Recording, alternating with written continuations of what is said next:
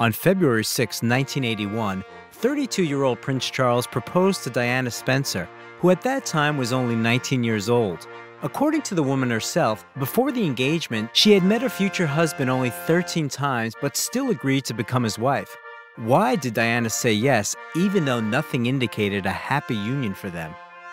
Firstly, the proposal itself was more like a job invitation. The prince talked a lot about how marriage is a lot of work, and he was choosing his wife as a future queen for their subjects.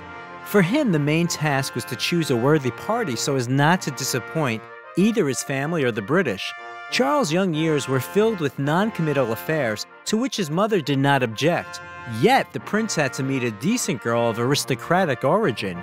Many years later, Diana admitted that even then she thought to herself, "I will be no queen," but she banished that thought. Many of Diana's relatives tried to dissuade her from the wedding. According to the princess, her grandmother repeated that the Windsors' sense of humor and their lifestyle were way too different from the Spencers, and most likely would not suit Diana. The girl was deaf not only to the words of her family members, but also to the words of Charles himself.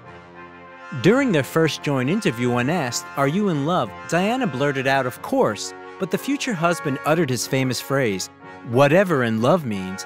Later, when Lady Diana recalled this episode, she said that she should have paid attention to this phrase because they meant different things back then.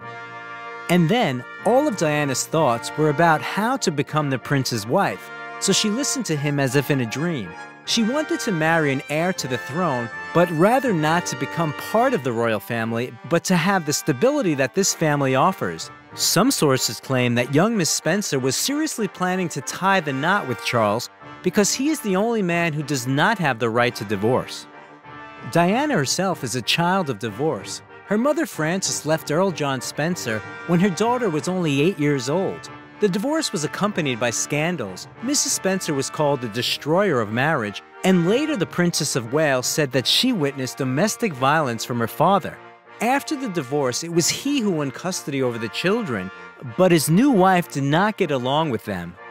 On one of the tapes recorded by Diana's public speaking teacher, there was a confession from her. Her parents never said they loved her.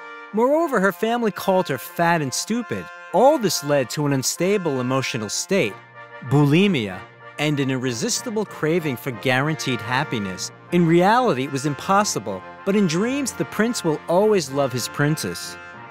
Having forgotten logic, Diana ignored all the red flags.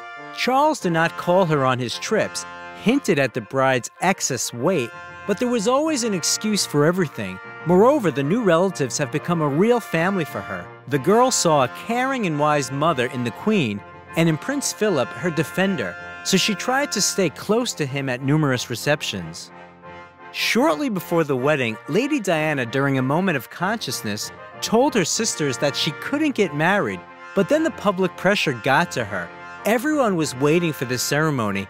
Her and Charles's faces were everywhere, and breaking off the engagement would lead to a huge scandal. Therefore, this time Diana ignored the red flags again and decided to try to be happy with the prince. Do you think this story could have had a happy ending? If you liked the video, leave a like and also subscribe to the channel so that you don't miss anything interesting.